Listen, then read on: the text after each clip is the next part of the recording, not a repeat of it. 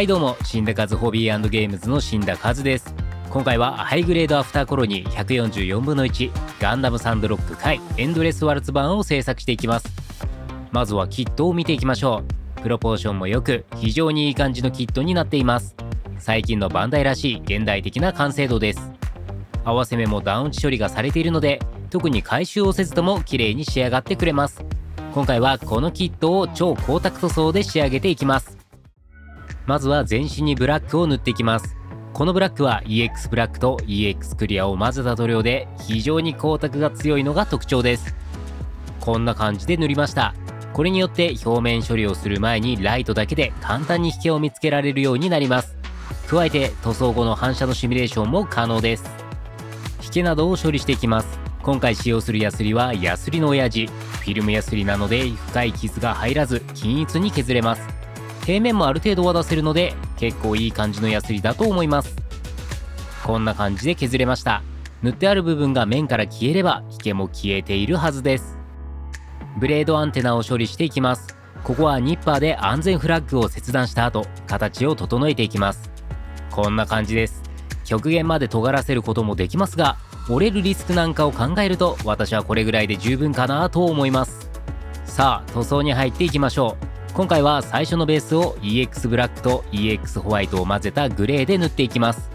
光沢のサーフェイサーみたいな感じです。綺麗に塗れました。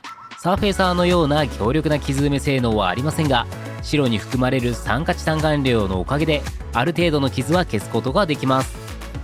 肩アーマーなどのグレーの部分を塗装します。ニュートラルグレー、スターブライトアイアン、スターブライトシルバーを混ぜた塗料を使います。メタリックの粒子がアクセントになって普通のグレーよりも重厚感がありますね。いろんな塗料にメタリックを少し追加するのは結構おすすめです。ボディ全体の白い部分を塗装します。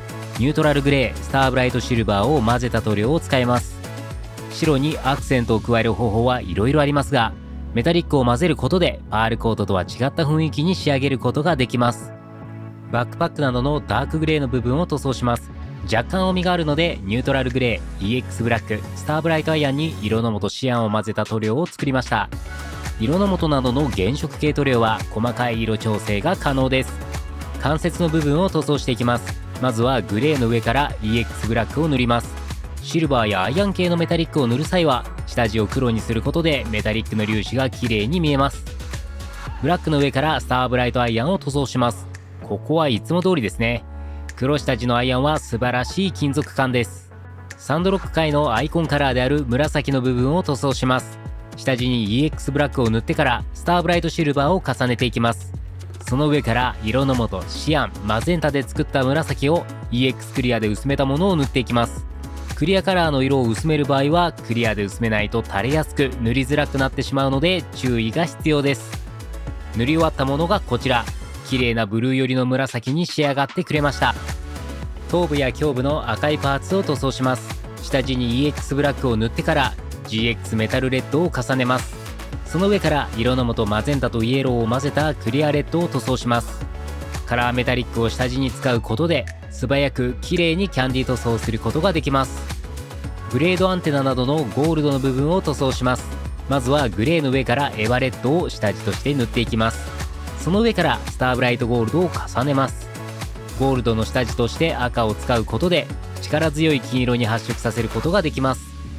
いい感じに仕上がってくれました。発色も早くて嬉しいですね。ヒートショーテルの持ち手の部分を塗装します。ニュートラルグレー、EX ブラック、スターブライトアイアンを混ぜたものを使います。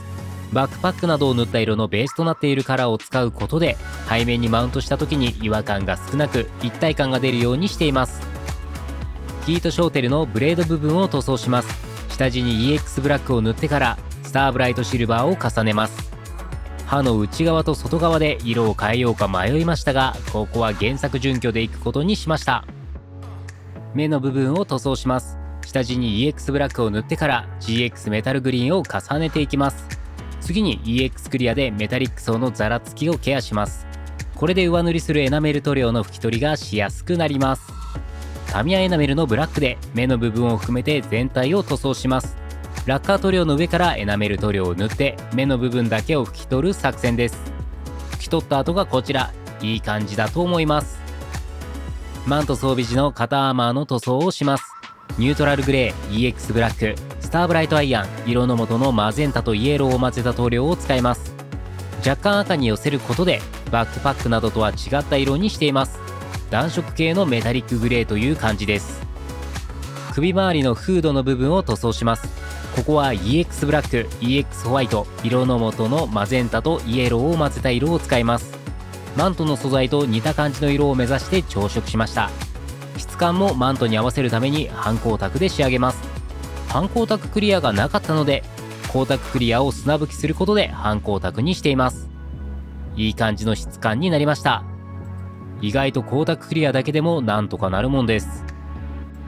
ヒートショーテルの発熱状態の塗装をします。ここはクリアパーツなのですがヒートショーテルが透けてるのも変なのでキャンディー塗装で仕上げます。まずは下地に EX ブラックを塗ってからスターブライトゴールドを重ねていきます。その上から色の素マゼンタとイエローを混ぜたクリアレッドを塗装します。